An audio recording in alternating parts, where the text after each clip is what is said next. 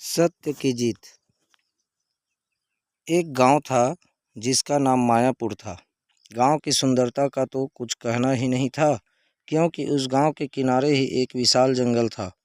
उस जंगल में कई तरह के जंगली जानवर, पशु पक्षी रहा करते थे। एक दिन की बात है, एक लकड़हारा लकड़ियों को लेकर जंगल के रास्ते से अपने गांव की ओर जा रहा होता है। तभी उसे अचानक एक रास्ते पर शेर मिल जाता है और उस लकड़हारे से कहता है, देखो भाई, आज मुझे कोई भी शिकार सुबह से नहीं मिला है और मुझे बहुत तेज़ भूख लगी है। मैं तुम्हें खाना चाहता हूँ और तुम्हें खाकर मैं अपनी भूख मिटाऊंगा। तभी लकड़हारा घबरा कर कहता है, ठीक है, अगर मुझे खाने से तुम्हारी भूख मिट जाती है और तुम्हारी जान बच सकती है तो मुझे ये मंजूर है, लेकिन उससे पहले मैं तुमसे कुछ कहना चाहता हूँ। शेर कहता है, कहो।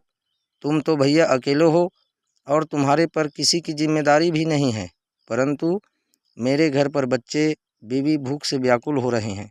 इस कारण मुझे यह लकड़ियाँ बेचकर घर पर भोजन लेकर जाना होगा, परंतु मैं तुमसे ये वादा करता हूँ कि मैं अपनी बीवी और बच्चों को भोजन देकर तुरंत तुम्हारे पास आ जाऊँगा।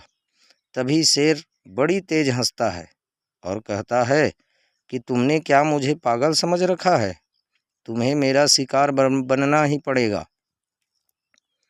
तभी लकड़हारा रोता है और कहता है, कृपया मुझे जाने दो, मैं अपना वादा नहीं तोड़ूंगा। शेर को उस पर दया आ जाती है और बुद्ध कहता है कि तुम्हें सूर्य डूबने से पहले और आना ही होगा। लकड़हारा कहता है, ठीक है।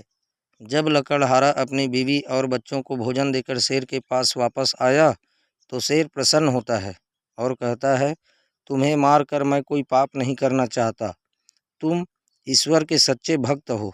तभी लकड़हारा शेर का धन्यवाद करता है और खुशी खुशी अपने घर लौट जाता है। मित्रों, इस कहानी से हमें शिक्षा मिलती है कि हमेशा हमें सच बोलना चाहिए, क्योंकि सच्चाई से ही व्यक्ति को सफलता प्राप्त होती है। दोस्तों, यदि यह कहानी आपको अच्छी लगी तो लाइक और कमेंट अवश्य कीजिए। साथ ही साथ यदि आप मेरे इस यूट्यूब चैनल हिंदी कहानी को सब्सक्राइब नहीं किए हैं तो इसी प्रकार की और अन्य रोचक कहानियों के लिए मेरे चैनल को प्लीज़ सब्सक्राइब अवश्य करें। धन्यवाद।